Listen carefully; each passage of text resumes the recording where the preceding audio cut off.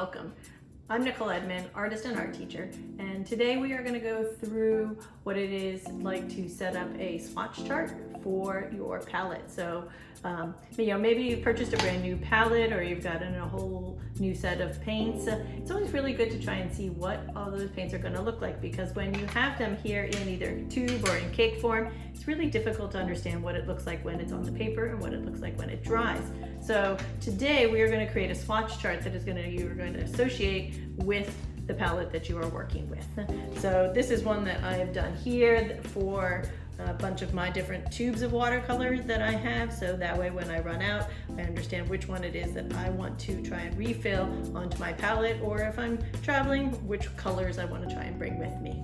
So firstly, to get started, you're going to end up cutting down some size piece of paper that you feel comfortable using. So here I've got a half of a watercolor sheet out.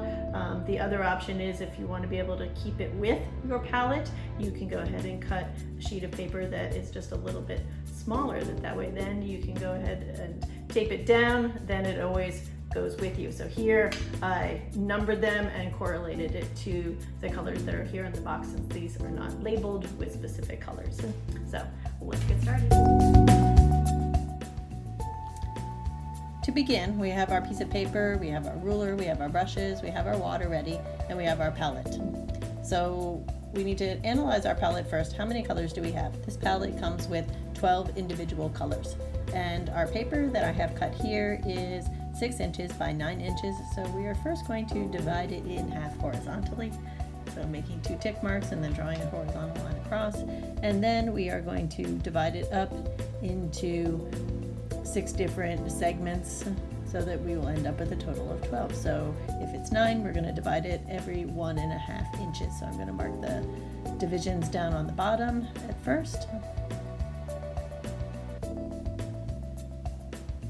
And then I'm going to make tick marks along the top. This allows us to create lines that are perpendicular to our original line. And if you do not want to be this precise and you just want to freehand it onto your piece of paper, that is absolutely fine. So I like to use my little spray bottle to get the watercolors started. I find that it works a lot easier than trying to manipulate each individual one. So here we're going to start and just adding in the colors going from left to right. I like to start with a really concentrated pigment at the top, and then once I get that pigment super concentrated, rinsing the brush out and then just bringing water onto the wet edge and drawing the color down. So that way you get a really nice soft and even gradation, so that you can understand what is the most intense version of what the pigment looks like, and then what it is looks like when it's at its lightest.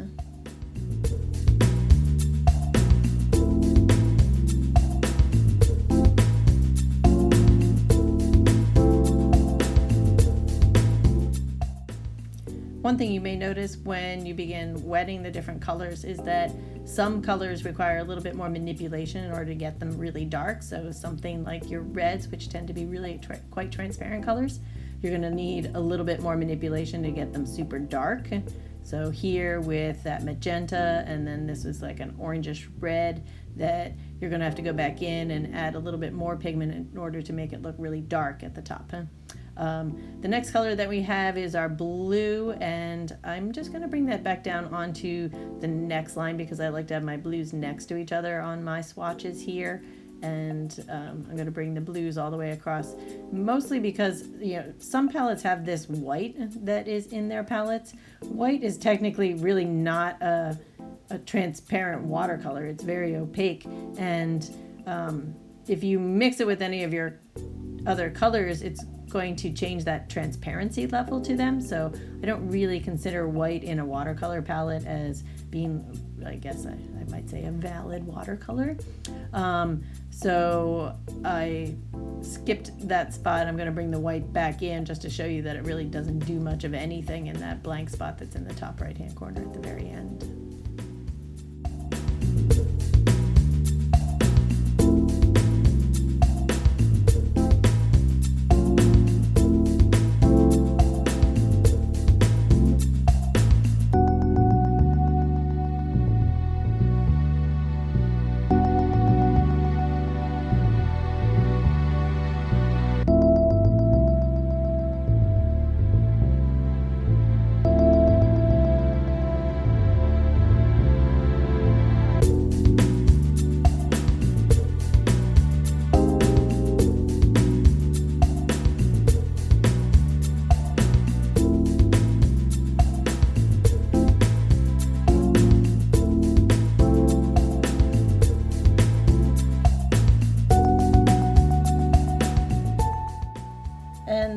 have our completed swatch chart for our brand new palette. I'm just going to let that one dry, and let's get started making a small little swatch chart that we can stick on top of our palette, the cover of our box here, so that way we know exactly what those colors are when we are moving that palette around, just in case we don't have our larger swatch chart available to us. So let's get started here. We are going to just kind of do this freehand, and I'm just going to put a teeny bit of the concentrated watercolor on first, then just add a little bit of water. It's just going to give us a general idea of what each of the different pigments looks like. Because as you can see, the cakes look very different than what actually comes out on the paper. That it's really sometimes hard to read between like that kind of burnt sienna next to the magenta, next to the orange red. So a little swatch chart is extremely helpful.